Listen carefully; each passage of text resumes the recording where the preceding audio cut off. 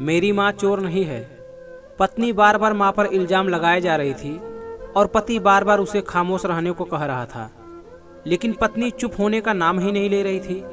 बार बार जोर जोर से चीख चीख कर यह कह रही थी कि उसने अंगूठी टेबल पर रखी थी और तुम्हारे और मेरे सिवा इस कमरे में कोई नहीं आया, तो अंगूठी हो ना हो माँ जी ने ही चुराई है।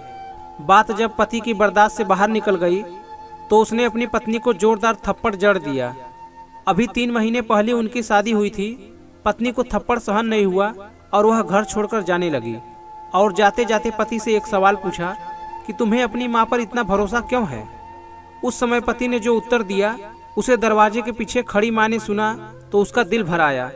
पति ने अपनी पत्नी को बताया कि जब वह छोटा था तब उसके पिताजी चल बसे। उसकी माँ मोहल्लों के घरों में झाड़ू पोछा लगाकर जो भी कमा पाती थी उससे सिर्फ एक वक्त का खाना ही आता था। माँ एक प्लेट में मुझे रोटी देती थी और खाली टोकरी ढककर रख देती थी और कहती थी मेरी रोटियां इस टोकरी में हैं, बेटा तू खा ले। और मैं भी हमेशा आधी रोटी खाकर कह देता कि माँ मेरा पेट भर गया है, मुझे और नहीं खाना। माँ ने मुझे मेरी आधी जूठी रोटी खाकर मुझे पाला पोसा और बड़ा किया और आज मैं 2 रोटी कमाने के काबिल हो गया हूँ।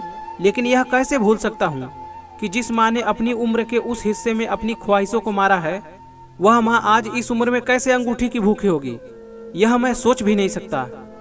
तुम तो सिर्फ 3 महीने से मेरे साथ हो, मगर मैंने तो माँ के कठोर परिश्रम को बचपन से देखा है। मेरी माँ चोर नहीं है, मेरी माँ चोर नहीं है। यह सुनते ही माँ की आंखों में आंसू छलक उठे। वह समझ नहीं पा रही थी कि बेटा उसकी आधी रोटी का कर्ज चुका रहा है या वह अपने बेटे के आधी रोटी का कर्ज चुका रही है। दोस्तों, यह कहानी सुनकर आप समझ ही गए होंगे कि आपकी माँ आपके लिए क्या है। आशा करता हूँ कि आपको यह कहानी जरूर पसंद आई होगी, तो प्लीज़ लाइक और सब्सक्राइब जरूर करें। धन्यवाद।